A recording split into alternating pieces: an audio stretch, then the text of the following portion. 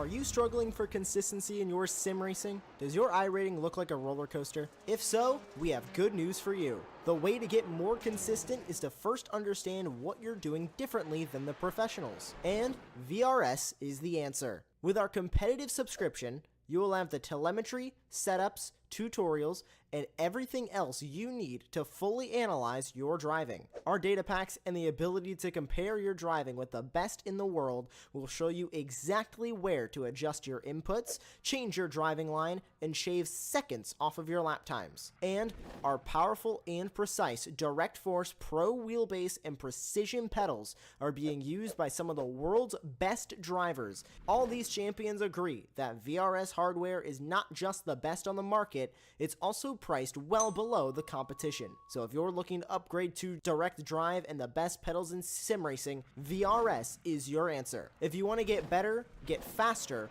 and make it happen sooner rather than later, you owe it to yourself to find out why so many people are switching to VRS. You'll be so glad that you did. Visit www.virtualracingschool.com and learn why the best use VRS.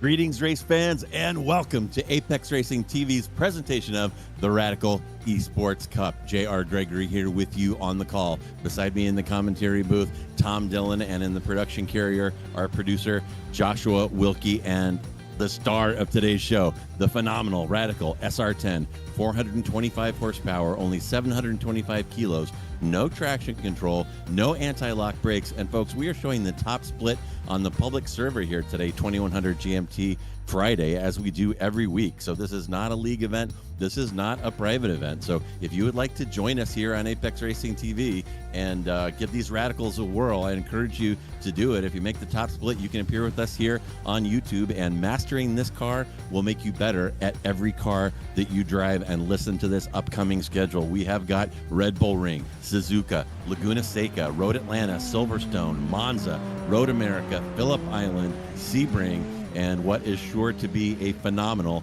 season finale at the Green Hell. So give these cars a try, and you will not be sorry. So here we are, week 2, and with corner names like Knickerbrook, Druids, Lodge, and Old Hall, you know that we're in the UK, and we are here at Oulton Park, built in 1950 on the site of the old Oulton Estate, about an hour southeast of Liverpool in Great Britain. Has played host to F1, F2, and F3 over its 70-year history.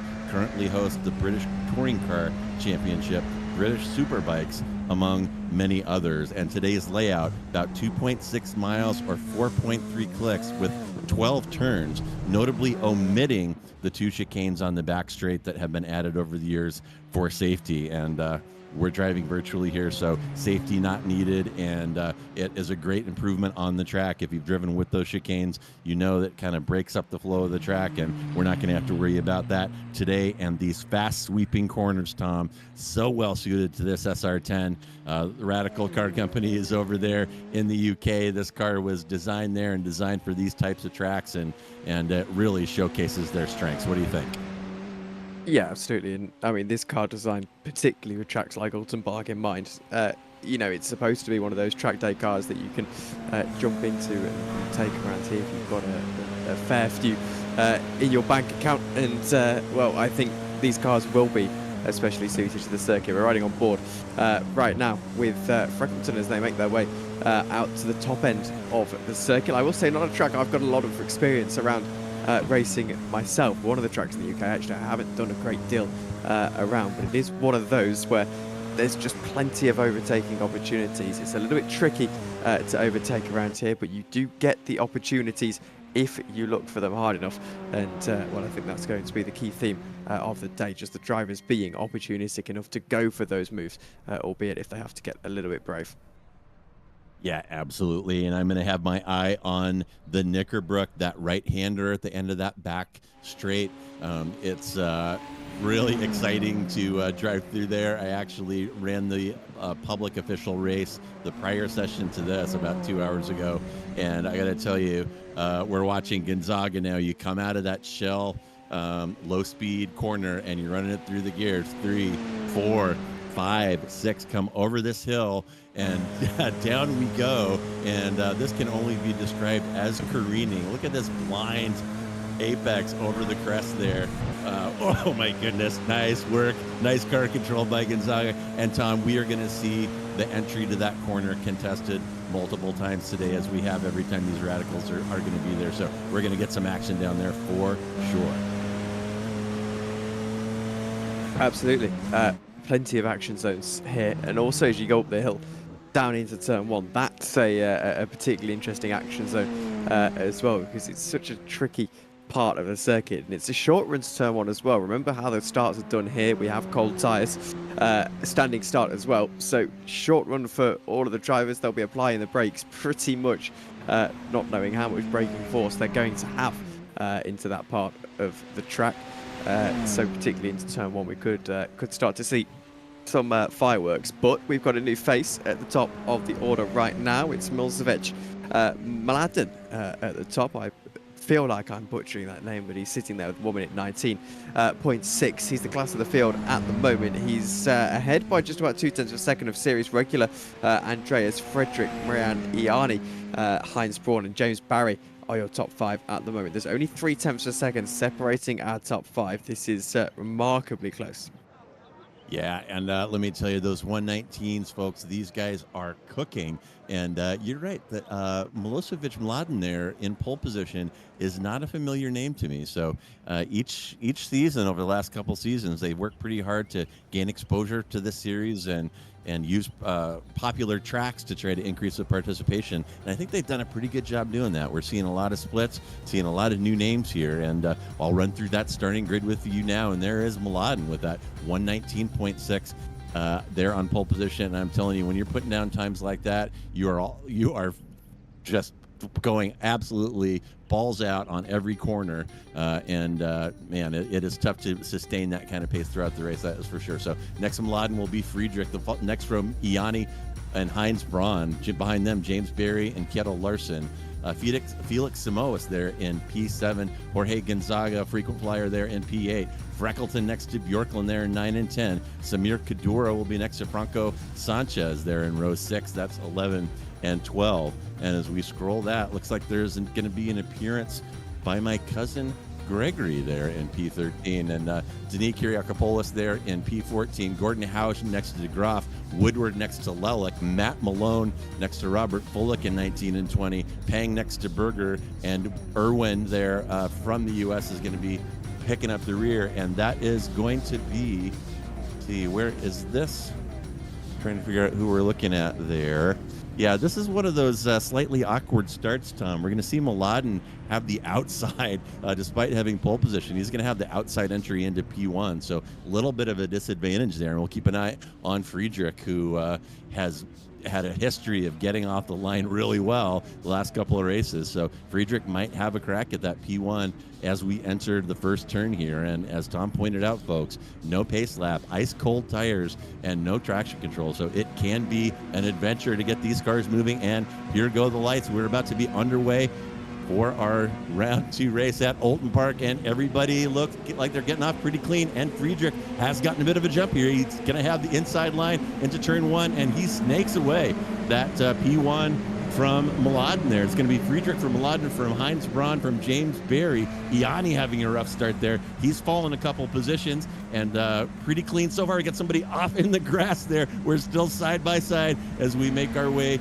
down toward turn 3 here for the first time.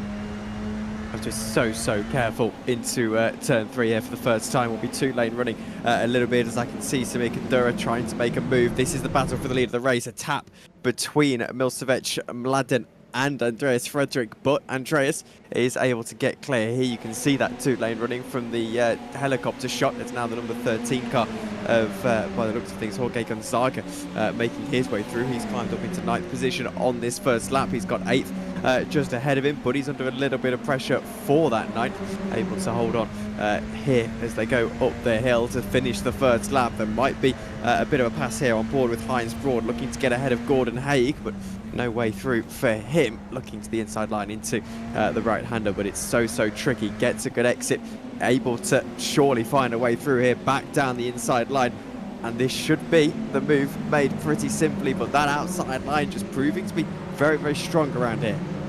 And riding along with Braun there, trying to work his way back up. I think Braun may have come together with Kadura there in the Shell Oil hairpin, and we'll see if we can find some footage of that. But Kadura is now in the pits, and Braun has fallen 7 positions, now 8, now 9. Things going from bad to worse for Braun, who's fallen to P14. That is minus 10 from his qualifying position. And meanwhile, here we are up front. It is Friedrich from Laden, from James Berry, from Iani, from Larson is your top 5. And here we are through this beautiful banked Shell Oil corner and heading down the back straightaway for the second of 17 times laps. Very short here at Oulton Park. And there is a big draft coming down the hill here on this back straightaway. So we'll see what kind of defense Friedrich wants to put up against Mladen. He's covering the inside. And they line back up nose to tail to go through Knickerbrook, then up the hill into Druids. And man, this track is so fantastic, Tom. It is really great to see these radicals out here and to drive them out here, frankly. It is such a hoot. Yeah, absolutely, and plenty of opportunities for the drivers as well. We've seen already to make overtakes. I thought maybe this race would end up being possibly a little bit processional, but actually, as it's happened, it's not been that processional at all. As battle for second position, Mladen's fallen down the order, and oh my word, your race leader has binned the car. He's down into 6th position by the looks of things. So the man who put it on pole position, albeit slightly shockingly, has fallen down the order all the way into 8th position. That gives Andreas Frederick the lead of this race. James Barry into 2nd position, just the 5 tenths of a second between 1st and 2nd. Iani and Simos, the rest of the top 5. We have got a replay. This is Heinz Braun, first of all. This is a move or a spin, one of the two, as he makes his way down into turn 1. Believe that there's a spin here into turn 1. He goes a little bit deep on the brakes. The second on the grass here, a little bit of a passenger there. Does well to avoid the wall on the right-hand side, and actually does a very good job to keep it out of the barrier entirely. Not sure we'll be saying the same thing for Milcevic Mladen as he makes his way not in the lead of the race. In fact, he was down in 3rd position by the looks of things at this point. So I wonder if there was another issue with it earlier on in the lap. Yeah, I think Mladen, we're going to see him coming through Druids, where you kind of are skating on the edge of destruction. You might have caught a little bit of the grass. I thought I caught a glimpse of him sliding through the grass and into the barrier. So that radical may be damaged here, and here he is. And this is Druids coming onto that little back straightaway section, headed back toward the pits, and he loops it. Oh my goodness. And I'm not sure if he had help there or not. And that was actually after Lodge. There's a little kink after Lodge coming up to start finish, and he may have gotten just a blade of grass under his tire, and my goodness, how his fortunes have changed all the way down to P8 now after setting that smoking lap and getting on pole position for this one. I'm going to take a look here at Gordon Howe. He's looking forward to the awesomely named Freckleton here as they go through Shell Oil and head down that back straight. And again, folks, the slipstream generated by these SR10s is massive. So certainly Haug is going to get a nice tow here. And looks like he's got some pressure from behind. Spoke a little too soon. Is that Kyriakopoulos there sniffing around? Or I'm sorry, we switched to Bjorklund, and that was Gonzaga having a look on the inside of Knickerbrook. So much action going on here. It's a little hard to track at times, but typical short track action here with the SR10. Absolutely. As now Gordon Haig is trying to make some forward momentum, looking at Freckleton just ahead of him. This is for a top 10 position with 23 drivers on the grid. That's not too bad at all. Larson's just set the fastest lap of the race, by the way. 119.5 is enough to put him on pole position. Milcevic Malden into 7th position, trying to climb himself back up to hopefully somewhere in and around that top 5. But he's under pressure here as around the outside goes Bjorklund. But I think Malden holds on for now. They'll be side by side as they make their way down the back straight, as here he goes around the outside line. This should turn into the inside for the next corner, onto the grass on the right hand side, and that is Bjork losing a position in fact to Jorge Gonzaga, who will be hoping now that he can start to chase after your former race leader. Yeah, Gonzaga looking forward at Mladen now, and here we go up to the front, and it looks like Barry has gotten past Friedrich. So last season's champion James Barry has either put the move or been let by his teammate Andreas Friedrich. So now it's Barry from Friedrich from Iani, and those are teammates, as you can see from those liveries. So that team has locked out the podium so far here on lap 15 to 17. Again, Barry from Friedrich from Iani, from Larson from Samoas, and as Tom said, Larson has lit the wick here. He put down a 119.5, about a couple of tenths faster than anybody else, and just as I say that, James Barry pips that time with a 119.5. So he's moved up 4 positions into the lead and thrown down the fastest lap here on lap 6, and here goes Barry.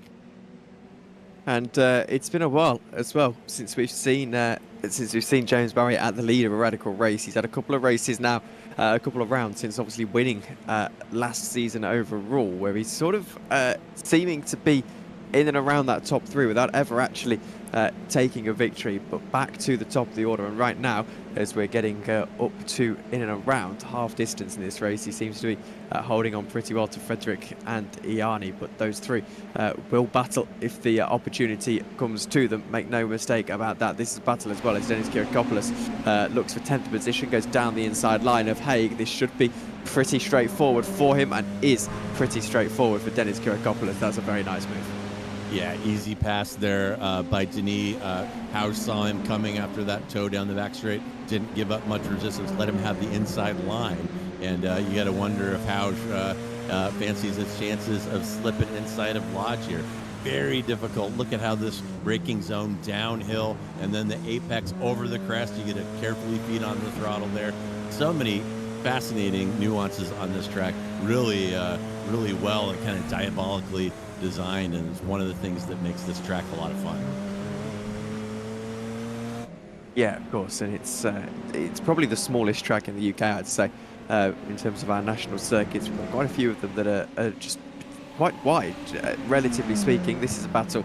Felix Samos under pressure from Sanchez here. Sanchez looks to the outside line, defensive for the number 3 car, and so far pretty staunch in his defence, not letting that red car just behind him really make any forward momentum. And given the fact he's got the number 2 seed here, Franco Sanchez, he'll probably be a little bit disappointed to be where he is in the order, but that can change here as he goes to the inside line. And slipstream very, very effective for him, and able to make his way past that number 3 car, Felix Samos. They'll be running side by side continually here as onto the grass ever so slightly. Franco Sanchez on the brakes seals that move, and well, he can make his way up to and around the final corner now, pretty comfortable in that top 5 spot.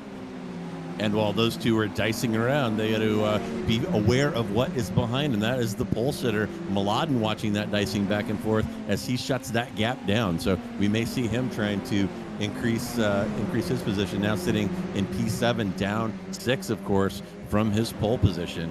And the laps ticking by very quickly here. We're on lap 8 of 17, and up front it is still Barry from Friedrich, from Iani, from Larson, from Sanchez. And look at Sanchez, as Tom pointed out, number 2 seed here in this split, and he has moved up 7 positions, and he may be taking a look at Larson here next. Yeah, potentially. He's gained a pretty sizable gap as now the switch from Lathan looking to use the pace that he's proven that he's had in this race to good use, and he's going to look to the outside line here as they make their way down the straight. The space just doesn't quite open up for him, and he has to back out of the throttle ever so slightly as they go up the hill now. They're making their way into the back end of the circuit, still just staying in that slipstream, but difficult. You have to really be alongside early here if you're going to make a move. He's got a good run though into 6th gear completely to the inside line, makes his move very, very early indeed, gets on the brakes nice and simply enough, and ahead by the time he gets to the apex. That is your former race leader, probably a man who feels like he should have won this race, up into 6th position, but he's not the fastest man on track. That honour goes to race leader James Barrier, only 4/10 of a second in the lead, but he's faster once again. Yeah, and riding along with Bjorklund now. Bjorklund sitting in P9, looking ahead to that Gonzaga, Samoas, and Mladen train there. And yeah, Samoas normally a pretty good defender, but I think Mladen kind of applied some pressure and forced him in to an error there. And you know that Gonzaga saw that and is wondering if he can kind of apply similar pressure and see if he can get a little wiggle out of Samoas. That's really all that's needed. A little loss of traction, a little kiss on the grass, driving out of one of these corners, and it's pretty much over down the straightaway. So the action continuing here, and there is Gonzaga looking at Samoas coming down the hill, and he's going to take it easy, stay nose to tail here, but he may have another opportunity into Lodge. I'm surprised we haven't seen any action there yet, but still quite a few laps left, and there goes Malone. Malone has washed out of Knickerbrook, and got to be careful out there. There's still some body panels and radical parts from Josh Wilkie's radical from the prior race. They're picking pieces of his car out of that barrier, and Malone hopefully didn't run over anything out there in the grass, but Josh laughing in the background. He was waiting to get burned by me on that one. But in any event, here comes Malone looking forward at Woodward, and Malone dropped a couple positions there in his adventure in the grass, although he is still up 6 from his qualifying position, currently running in 13. And Samoa's now looking, that's Samoa's rear bumper, looking back at Gonzaga and testing that cascade. Oh my goodness, that is some trust in car control to take a run at that one, Tom, side by side. And Samoa's always a good defender, manages to keep Gonzaga behind him for now. But Gonzaga, of course, will have another chance at the bottom of the hill. As they go down to the bottom of the hill, Felix Samoa's under so much pressure. Jorge Gonzaga was there and thereabouts in the early stages of this race, and now climbs back up into 7th position. The thing is, it's so difficult to run too wide there that if you are on the outside line, if you're on the inside line, sometimes you do just have to back out of it.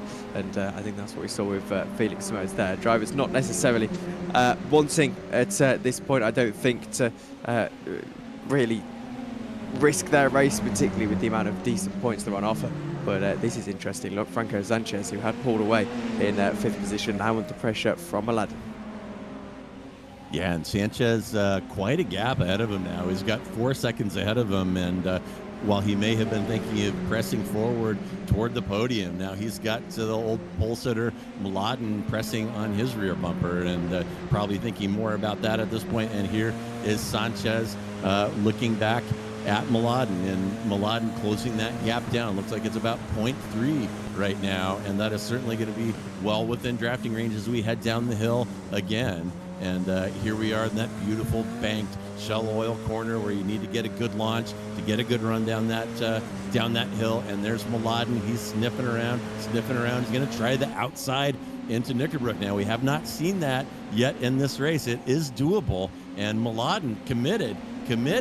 Oh, a little touch there, and can't quite get it done. Oh my goodness, near disaster for both of them, but Mladen's going to live to fight another day, and folks, this one is far from over. Far from over for Shaw, and that number 5 car trying his best to try and fight a way through, but a brief setback here in the late stages of this one, and watching a replay of what happened there, because this could be a pivotal moment in the race, particularly in terms of his battling for 3rd position. Goes to the outside line, looks to find the way through, and in the end just catches a little bit of oversteer as he makes his way through, or either oversteer or just as he turned in there, JR, it's almost like he realised there was a car on his inside line, had to steer out of it very, very quickly, and that's just set him back a couple of tenths of a second or so. Yeah, but still a decent recovery, and I really thought that he had an impact in his off, but it was just a little off and wiggle that caused him to fall down the order. And here we are taking a look at Heinz Braun. He's got American streamer Matt Malone behind him. Malone kind of having an up and down race. May not be accustomed to these radicals. They certainly are a handful, but we're looking there at Braun from Malone from Woodward. And Malone here is going to have a run down that hill. And Braun riding the center line and making Malone pick his side. And there is some contact, and Malone into the kitty litter. And there's a little bit of salty language flying around on comms right now, which I will not repeat. But Malone rolling the dice again and having a similar outcome as we saw before. He is still up 4 from his qualifying position, but he has been up and down the field like a yo-yo in this one as we watch Heinz Braun closing down on Woodward through that very difficult Lodge corner and coming on to the pit straight. Robert Woodward in 11th position. We're going to have a look at a replay of what just happened. Here is Matt Malone, then plenty of slipstream, goes to the outside line very, very early. There's almost contact between the two of them, and then there is contact between the two of them. It was the slightest contact of them all, but I think the car that he was making the overtaking maneuver on there probably just understeered a little bit, and I'd probably call that a racing incident. JR, I don't know what your opinion would be, but there hopefully there's no such thing between these two. Yeah, that's an awful close one, Tom, and it certainly appeared to me that Malone had the move done, and that and who was that? Was that Braun? It looked like he was beaten and probably should have backed out of that and kind of stuck his nose in at Malone's rear axle on the entry to that corner. So probably I would put that one on Braun, but thank goodness nobody's going to ask me. But here we go. Yeah, here's Braun, and he does play some tough defense here. And watch his hands here. It looks like he maybe a little net code. I thought maybe he gave him a little poke or jig to the left there. But yeah, little overlap there, and Braun maybe should have backed out, maybe not. Definitely a close one. And meanwhile, here we are looking at Sanchez from Mladen, from Gonzaga, from Samoa's little train has formed up here, 5, 6, 7, and 8, with a significant gap forward to Sanchez. So Sanchez focused more behind than ahead, and there went Barry and Friedrich. It's still Barry, Friedrich, and Ianni, the teammates dominating the podium positions now. And here is Mladen looking at Sanchez again, wants another peek here, and still haven't seen him move down into Lodge. We'll see if Mladen fancies giving it a whirl this time, and looks like he's wants to try the outside. Oh no, sorry, that was the pit straight, and he was looking inside of turn 1, completely got discombobulated there. But the dicing continues between Mladen and Sanchez, and Mladen has stuck it through. Wow, and there is some trust and side-by-side driving there in the entry to Druids. That was nuts, and Mladen has moved up. He's still down 4 positions, of course, from his pole position, but pretty good recovery drive after that mistake early.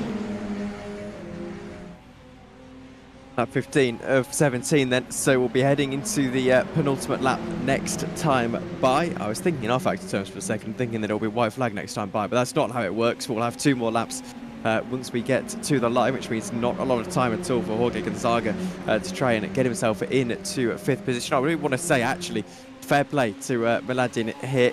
Should have won this race, really.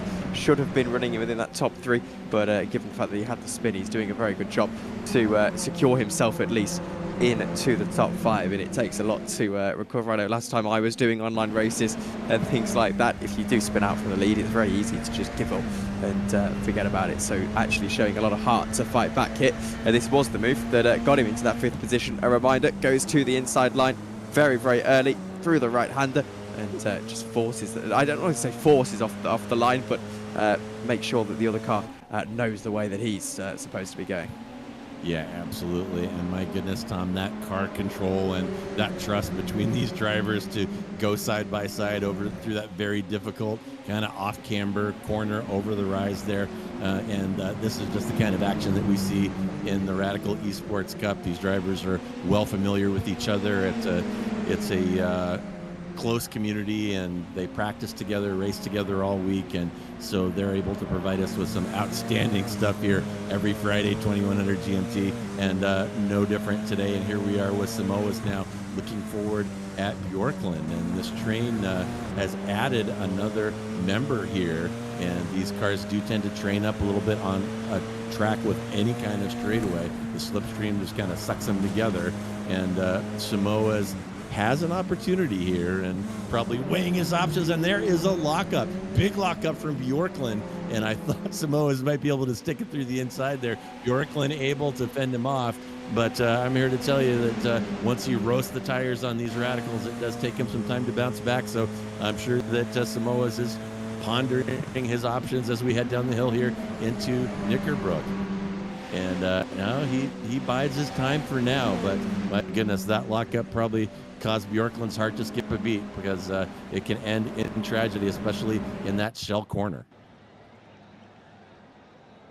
We've got yellow flags out on the, yellow flags. We've got a little bit of a camera pan out to the wonderful estate around here.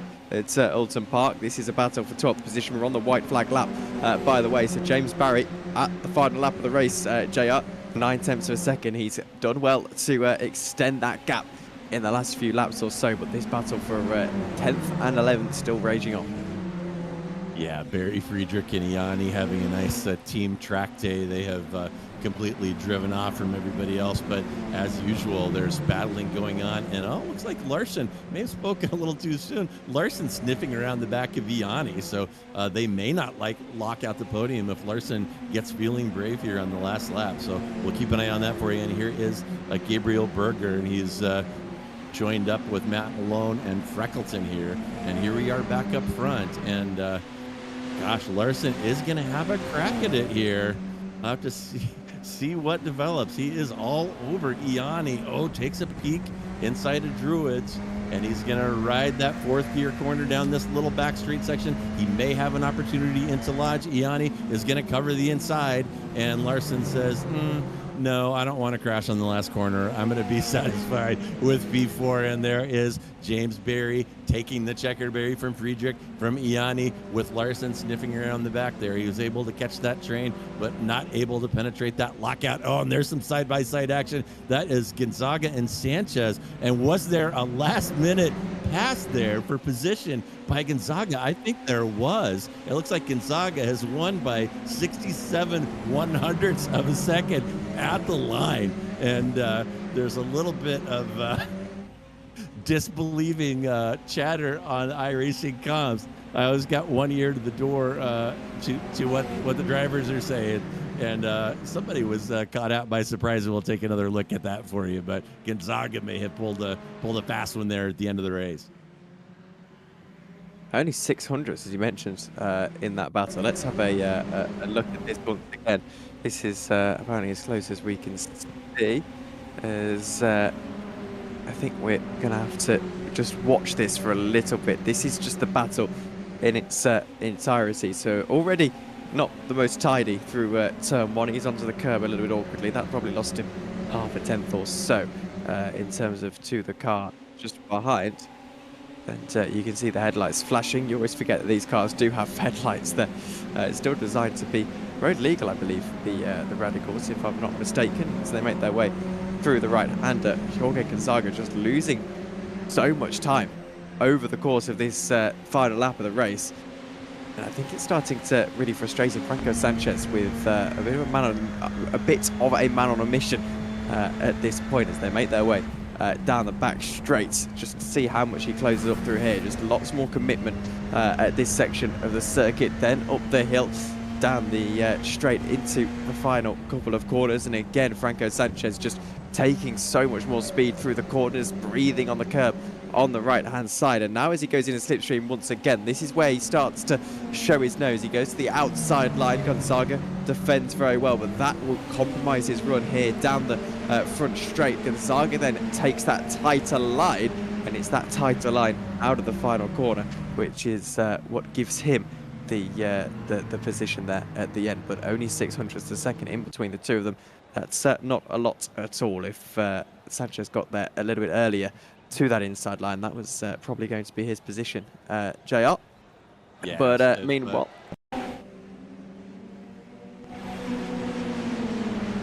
there's a battle between Freckleston and Malone. JR. Yeah, and I've got the jitters over here. Oh no, I'm back, and there's Freckleton freckling it down on the inside of Knickerbrook. We're seeing a lot of action there, as we do every week, and Malone will continue side by side. And just a little smooch there, and Malone is going to come out of this one with paint colors from a variety of different cars here, driving. I don't know, would you call that American style, Tom? Maybe rubbing with a bunch of competitors throughout the race. Yeah, I suppose so. Got your race results for you. By the way, they're popping onto the screen now, and hopefully in a timely fashion. As here they are. So James Barry returns to the top. He's on absolute fire here in the Radical Esports Cup. Andreas Frederick, Mariani, your top three, with Kjetti Larsen and Milcevic Mladen, the rest of your top five. Jorge Gonzaga, Franco Sanchez and Kim Andre Bjorklund, the top eight. Felix Simoes and Denis Kirikopoulos, the rest of your top 10. Matt Malone finishes just outside in 11th position, slightly frustrated there given his spin earlier on. He was 0.2 seconds ahead though of Gabriel Berger. Dylan Freckleton is in 13th position. Menno de Graaf, Anthony Pang, Craig Gregory, Heinz Braun and Robert Phillip, the rest of your results. Yeah, and a number of cars finished that one in the pits. Well, it was quite a mess there in this one. A lot of cars on track. It's a small track, and it certainly got busy, and there was no shortage of incidents. But taking a peek outside, it looks like James Berry has stopped by to share his insights with the race with us. So let's go ahead and bring in him. So here is James Berry, your winner here at Oulton Park. And James, interesting race for you. It looked like Mladen might have something for you in this one, but early error by him in lap 3 kind of turned this into a track day for you and your teammates. So what were your impressions of that one? It was far from a track day in the end because Andreas was pushing me all the way, but I was really happy and really surprised with the mistake that Mladen made. Happy because I had a run-in with him in the first race I did this week, and I know he's a really fast driver, so he was always going to be a problem, and really weird mistake he made on the straight. I don't understand what happened there. So yeah, then it was just me and Andreas, and I mean, it was so tough pushing all the way from Andreas because you just have to be on it when a guy like that is behind you. You have so much pace.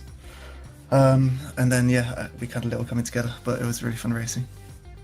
Yeah, the Mladen situation was interesting. He came out of Lodge, and it was just that little left-hand kink onto the start-finish straight. He just caught a little bit of grass, and the car got loose, and not usually a place where you would go off and where we see incidents. But as you know, just a couple blades of grass underneath one of the tires on this Radical, and will lead to a small mistake that can be very costly. Oh, my goodness. Yeah, there it is. We're showing it right now, and a little slow motion rotation, and almost ended up in the trees there. But fantastic race, James. And what are your thoughts about this weekend's action? I know you're going to be competing in the Radical European Championship here on Apex Racing TV on Sunday. For me, it's a weird one because I've got a penalty to serve, so I'm going to be starting the first sprint race from the pit lane. So for me, it's damage limitation. Obviously, I'm quite high up in the championship, and I want to challenge for the championship there. So I have no idea how that's going to go. It could go any way for me. Obviously, I've got good pace, but anything can happen when you're starting far back. So we'll see, but really enjoying the track this week. Really amazing racing. What about you guys? I know you've been doing the track. What do you think? This car and this track seem made for each other, as we discussed during the broadcast. the Radical was born over in the UK and really seems to excel at tracks like Oulton and Brands Hatch with the hills and sweeping corners and the kind of, it seems like kind of diabolical design where a lot of apexes are hidden over rises in the track, and a lot of stuff is off camber. So I find it super enjoyable. I've had an absolute blast, and Josh and I were actually out on track at the session immediately prior to this. So it's an absolute riot, and anybody watching who hasn't tried the Radical out here, I would definitely give them a hearty recommendation to give it a whirl. It is absolutely what these cars were made to do, born for it for sure. Yeah, it's an amazing track, and I really enjoy these tracks where you have a good balance between overtaking and defending, as opposed to a track like Spa last week where you're just a sitting duck. So yeah, really enjoy these tracks. And the other ones that we've got coming up on the European schedule, we've got tracks like Sonoma and Phillip Island, Brands Hatch. So really looking forward to those kinds of tracks as well. But next week we're back to Red Bull Ring. Yeah, and Sonoma will be a hoot for sure. Yeah, that's awesome. All right, James. Well, as we wrap it up here, congratulations on the win. Is there anyone you would like to give thanks or shout out to? Just my teammates for being super fast this week, and yeah, really good, nice 1-2-3 result, locking out the podium. So good stuff. Yeah, absolutely. All right. Well, thanks for stopping by and speaking with us, James. Always a pleasure to hear from you folks. That was today's winner, James Berry, and taking a peek outside, that looks to be it. So it looks like we're going to be wrapping this up. But folks, we are not just about these phenomenal radicals here on Apex TV. This weekend, tomorrow, bright and early, the European Sports Car Championship will visit Barcelona. Then on Sunday, as I was discussing with James Berry, the Radical Sim Racing European and U.S. Championships, both back here at Oulton Park. So if you enjoyed watching these Radicals dice here at Oulton Park, you'll have 2 more opportunities to do that on Sunday. Also Sunday, the Ray Esports Formula Ford Weekend Warriors will be at the Nürburgring, and on Monday we will start the week off strong with round 10 of the Rickmatech World Challenge, bringing mixed class sports car racing to Le Mans. So that is going to wrap it up for us here today. Thank you so much for joining us. Have a happy Friday. Have a fantastic weekend, and we will see you soon.